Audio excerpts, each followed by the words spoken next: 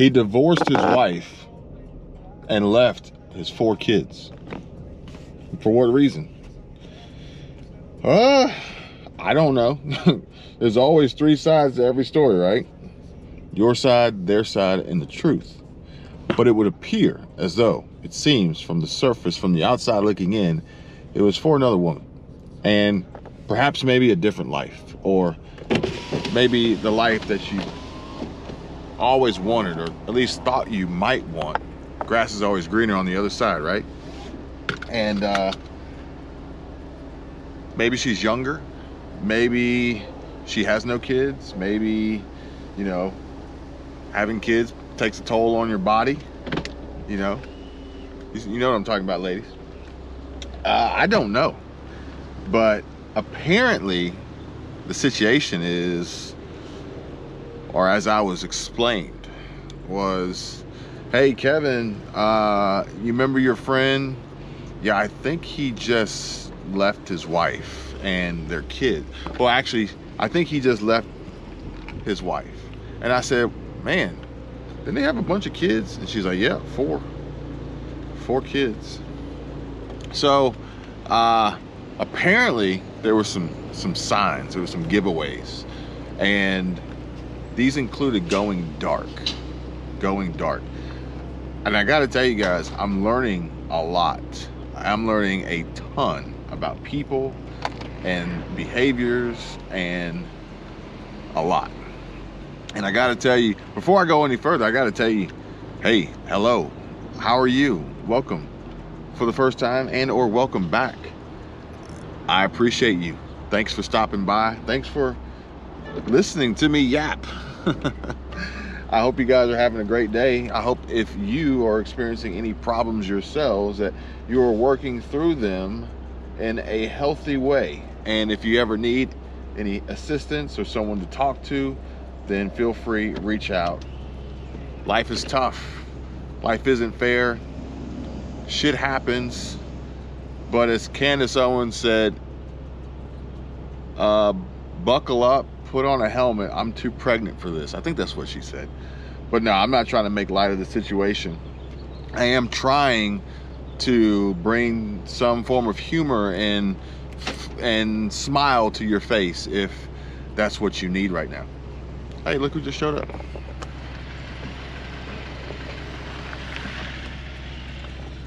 So, this video is not about me. It's not about us. It's not about Michelle and I. I hope I titled and thumbnailed this accurately, because again, like I said, I'm learning a lot about people and their behaviors. The form of the literal tense that content videos can be taken on the platform, and the alarming and alarmist state the strategy of content creation and clickbait to draw in the audience based off of a perceived tragedy or problem. Hello. Hello. What's the color? Color?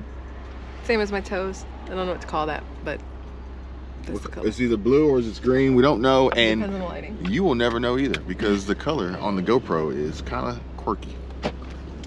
So the GoPro, this is a Hero 11 Black. The color's not true. As it tries to be, you know, you can be the jack of all trades or the master of none, and the GoPro has found some way to be as it proves it. Found some way to be neither, as it decides to cut off as I was talking crap about it. So it's like I got you, dude. Also, you might want to go the back way. There's a little bit of traffic the front way. Oh, because of the road work? Mm-hmm. So the color's not true on the GoPro, and I don't shoot in RAW. I don't feel like color grading it. So yeah, maybe I'll tell you what, I'll try to put a picture on Patreon and see if it comes through better. But then the Samsung Galaxy's S23 Ultras that we run, they automatically try to glamorize and filterize like every video and every picture. So that color's not true either. It just looks better. It just looks better, but you'll never know what color it really is. So here we are, having a little chat. I'm talking to SquirrelTribe Life. Hi, SquirrelTribe Life. And I was telling them, or I was trying to tell them a story, the little bit that I do know about a situation that presented itself theoretically on Facebook. And I think this is part of, like I said, if you need somebody to talk to, you got to have somebody, try to find somebody to talk to. So these social media platforms, they become this place of expression or trying to be heard. Unfortunately, as we've seen in past experiences from some mass shooters and things like that, some of the hints that they put online, sometimes they do it intentionally because they want attention, not because they really want someone to talk to. But being that as it may, I don't know how you say it, being that as it may, these folks that we do know, it's like, all right, I kind of understand what they're trying to do here, and it's not a game, it's not a joke, it's not, just begging for attention. It's not like being on social media and just literally trying to chase attention, likes, shares, followers, subscribers for clout. Like, this is real life, this is real stuff. There's a lot of orange cones everywhere. Yeah, I was gonna say they're gonna end up doing something over here, I'm sure. So part of my education the last few days, I've been a ghost, and going dark. The internet and life, it's a crazy thing the way these two work together. And I didn't realize until today, the world, like our involvement in life and other people's lives as it relates to content, interaction, comments, all sorts of stuff.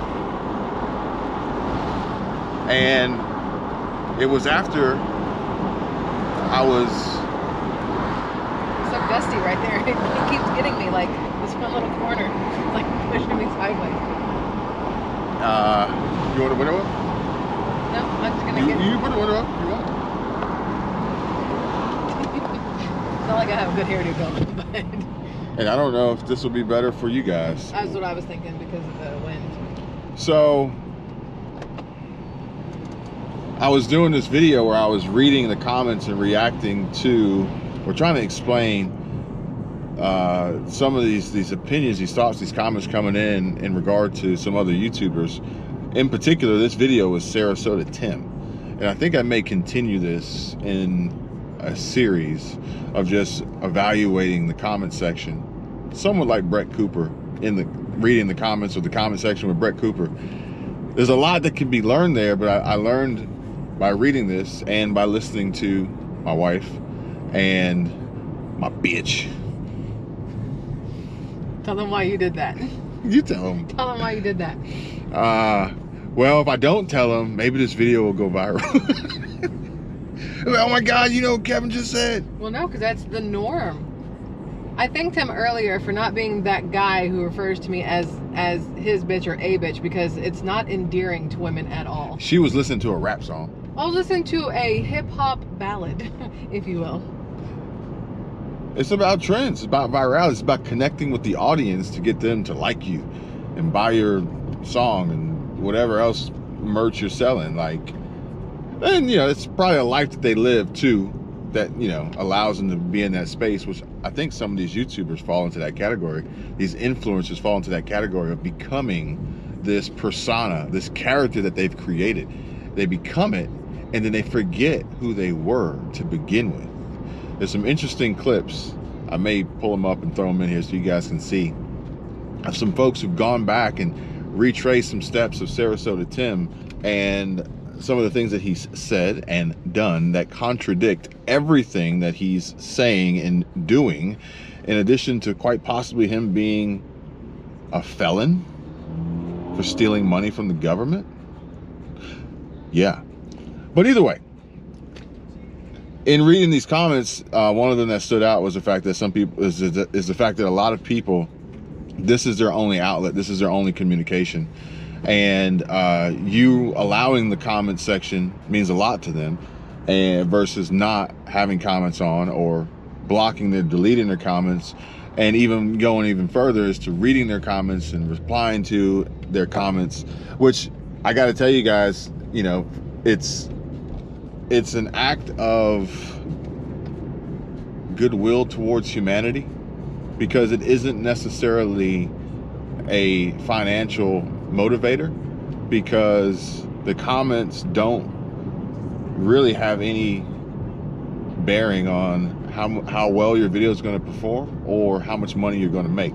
But it will have a huge bearing on how you as a creator feel emotionally and mentally.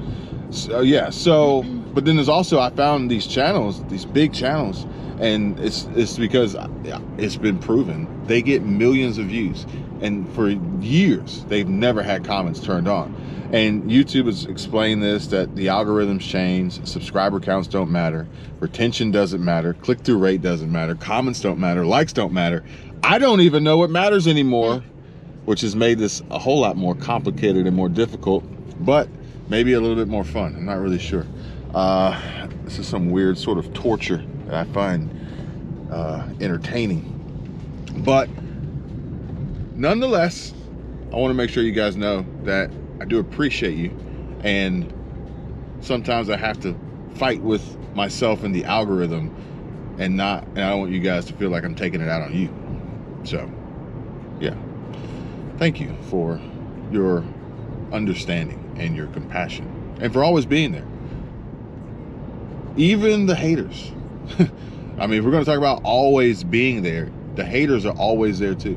Whenever there's some reason for them to jump in the comments, they will show up. They are always there for you. So if only comments help boost views, but they don't.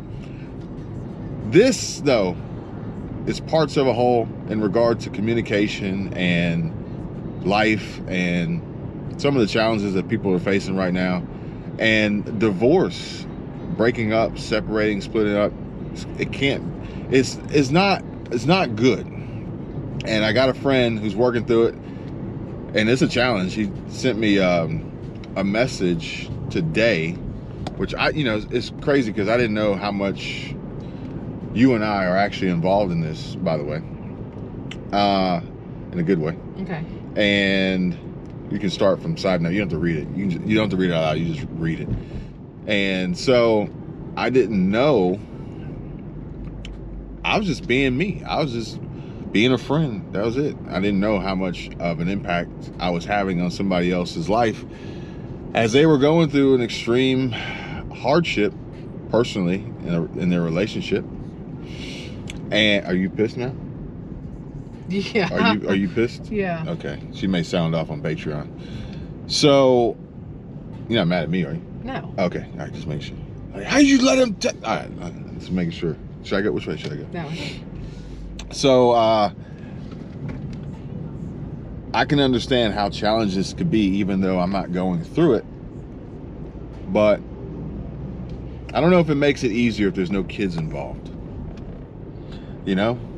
I would assume it has to be easier when there's no kids involved. What would make it harder? Like, Young kids. no, you're married, right? Uh-huh. For 10, 15 years, right? Mm-hmm. This is a long time. Yeah. If you're married for 10 to 15 years, if you were married for 10 to 15 years and there was no infidelity, right? Mm-hmm. How long would you have to be miserable within that 10 to 15 year time frame before you get a divorce? I think it depends on the person. Because you're not married for 15 years and then year 16, you're like, oh man, I'm miserable. F this. Yeah. If you're married for 15 years, you're miserable for like 7. Well, I think it's different between men and women, the amount of time it takes also. And then it's going to be different individually also, person to person, no matter what. Does the amount of children have an impact on how miserable you'll be in your marriage? I don't think we should equate having children to being miserable in your marriage, but... No. I'm not saying children make you miserable, but what I'm saying is like, if you have 4 versus 1. Yes. Well, there's always the possibility of it, because the more kids you have, the less time in theory you have to be yourself and be a spouse and be a couple and be individuals, because most of your time is going to be aimed at children. So I can see an easier disconnect with families that have more kids. So what would be, in your opinion, more difficult? Obviously, if you're just married and there's nothing there, it's just married, it's divorce, right? Mm-hmm. But what would be more difficult? Married and children, married with children, or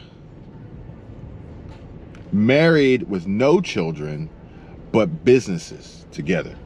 You see what I'm saying?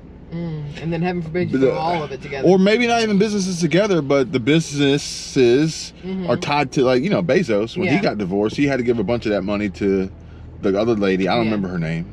I don't remember his ex-wife's name.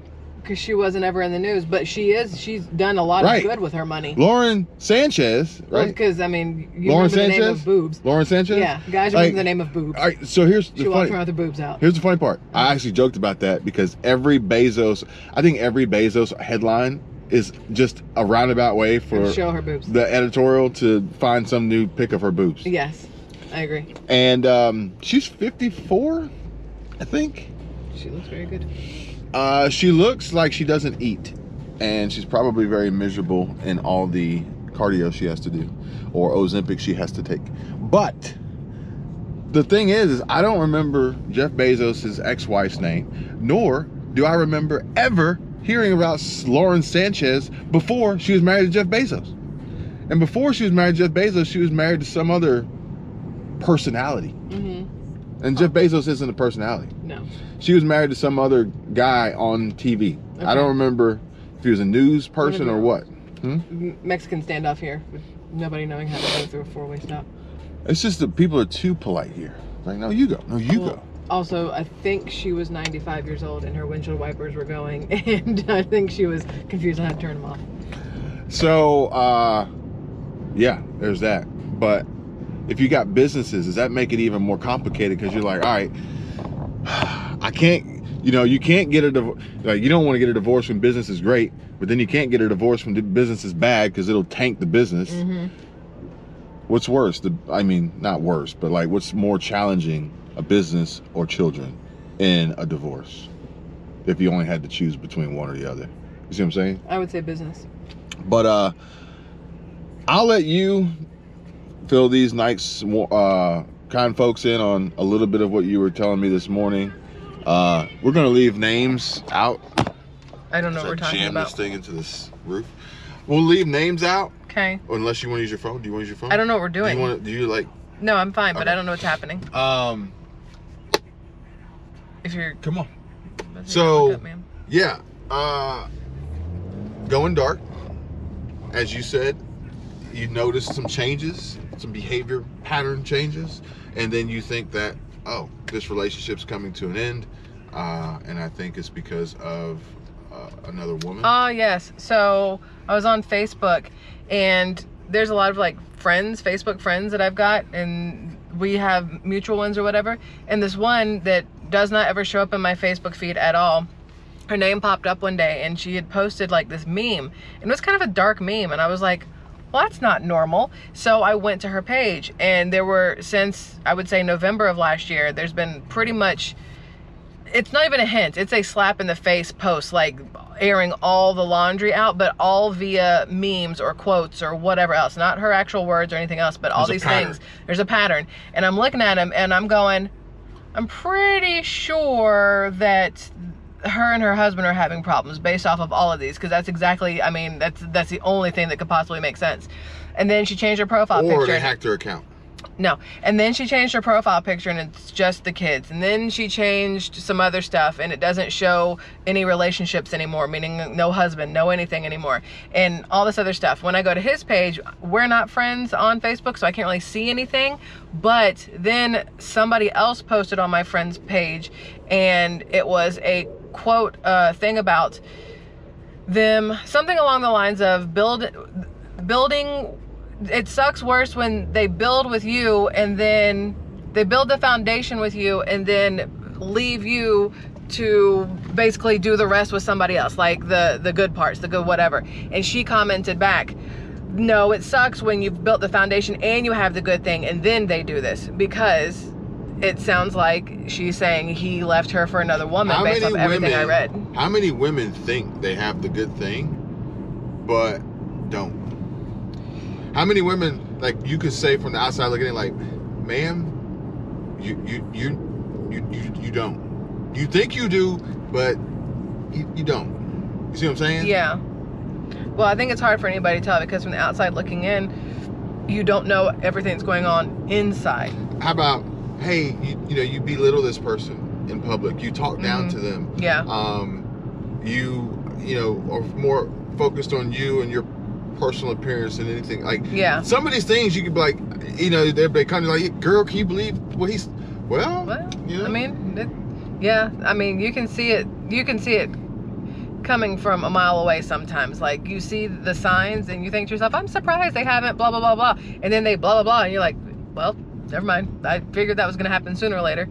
I think it comes down to timing and convenience. So, like, all right, hear me out. Okay. Hearing. Is this the 95-year-old person? No. Oh, okay. So hear me out. So it's like, you're not happy, right? Mm-hmm. And timing and convenience. Mm-hmm. But you also know you don't really have a backup plan. Right. Because you've been together so long, or because this person takes care of everything, so now you don't know how to do anything, or whatever else. So it's like, all right, well, I want to dip, but I can't. Until the timing and convenience presents itself to, oh, there's the exit. Mm-hmm. Does that make it worse, though? To literally sit there and live a lie until you can... Will you ever know? I mean, there will be signs. Because the argument's going to go, well, you never, and you always, and it's just like, no, that's not true.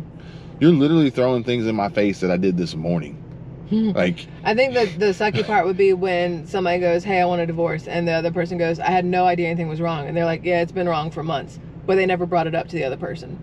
They never said anything. They never had that conversation. They never whatever. But again, if you get to that point and you don't know that your spouse is that unhappy, there's something wrong anyway. What's worse, in your opinion? Not knowing your spouse is unhappy. All right, let me frame this better. Okay. Not knowing as a wife, as a woman, that your husband, a man, is unhappy in the marriage. See what I'm saying? Mm-hmm. Or not knowing as a wife, as a woman, that your husband, as a man in the marriage, is actually gay. You can have the talking stick. The talking stick. Well, they both suck. So there's that. But I think no. Because you say it all the time. I say it all the time. I'll see couples together and be like, ma'am, do you not know he's gay? How can I visually see, like, everything is flashing and you're over there like, we should have more babies, and I'm like, ma'am, you can't have babies in your butt. When like, he has a nighttime skincare routine that lasts longer than yours. And when he only has guy friends who all are, you're like, I don't know. I mean, either way, it would be a difficult thing. But I do think sometimes women don't notice, because a lot of times women are the ones taking care of the majority of things, the children, the household, the everything else. So they're not able to focus as much on themselves, number one. Sometimes not able to focus as much on their relationship. And a lot of times, I'm not saying you, I'm saying a lot of times guys don't step up and offer the help for the women. A lot of times guys, and I know I'm like generalizing here, but whatever. Guys will, complain that a woman doesn't look like she used to, whatever else. But when does she have time to do these things? When she's the one going grocery shopping, feeding, fixing the food, feeding the family, taking care of the house, taking care of the kids, running all the errands, doing all the stuff, while the guy goes to work and then comes home and watches sports. Is this a double-edged sword? Because, think about it, from a man's perspective, right? Mm-hmm. You can't use that as a cop-out. But then on the flip side, you do and provide or allow or create opportunity for the wife to look as great as possible, to continuously be an attractive beacon to other men or women. Is that a slippery slope? No, no, I don't think so. I don't think so. What if, because then that creates, they coming in hot. Good Lord. But that creates like more, like, you don't want the negative influence. Like, you don't want to create content that's going to specifically pull in negative viewers and comments, right? Because it changes the vibe, it changes the mood. So you don't want to invite evil into your house. Yeah, but having a spouse who looks good and feels good about themselves isn't inviting anything in. I'm talking about like over the top. I'm talking about like Kardashian like style. They cannot, like, they're done up all the time, even if it's just to go to the gym. But what if it's for the husband and not for herself? The husband ain't at the gym. So she's at the gym by herself. She's done up, like she's about to go to damn prom or something, or a ball or somewhere, and the husband's not there. She's working out, sort of. She's not really working out, but then a bunch of guys are, you know, hitting on her. So then in the back of her mind, she got all these guys hitting on her, and she looks in the mirror and she hears what they say. She sees how she looks or whatever, and then if there's turmoil at home in the marriage, it's like, I can go out and get any man I want. Can I tell you the easiest way to circumvent that? The man at home needs to talk to her the same way these men in the streets do. Like, I think a lot of times in marriages, spouses can forget to court their spouses, to date their spouses still, to romance them, to make them feel the butterflies and the giggles and everything else and all that stuff. I think over time that it happens to a lot of people. Because you're so comfortable with each other and you're so used to each other and you're together, you're solid in that. You know there's no issues there. But a lot of times people on both sides forget that it still is nice to be told something good, or to be hit on by your spouse, or to be you know, just roughly grabbed and kissed and whatever else, like the things that happen in the beginning. You make a really valid point, and on that bombshell we're going to end it. Thank you guys for watching. Please hit the thumbs up, subscribe, leave a comment. But I want to leave you guys with this, and we are, despite me wearing this SquirrelTribe hoodie, it's 69 degrees out. It felt pretty good, but I just put it on just in case. We are embarking upon warmer weather. Spring break, summer is approaching. We will be entering into sundress season. So this is going to be a public service announcement and recommendations from SquirrelTribe here, that you need to treat her like you're dating. And how other, you know, not necessarily how other men would treat her in public, but you know what I mean. When you have the opportunity, you need to lift that dress up, slide them panties to the side, and let her know that you still love her.